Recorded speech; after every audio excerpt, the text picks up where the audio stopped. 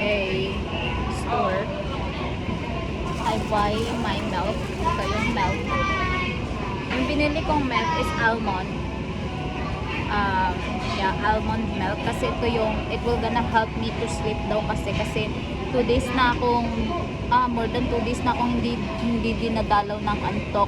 So, ayun, I bought milk, almond milk, tapos yung isa is soy milk.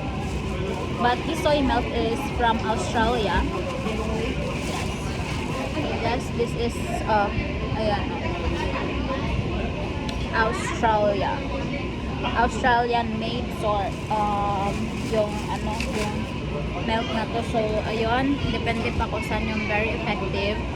Sana it will gonna help me to sleep kasi hindi na dumadalaw si antok sa akin. Ewan ko ba bakit.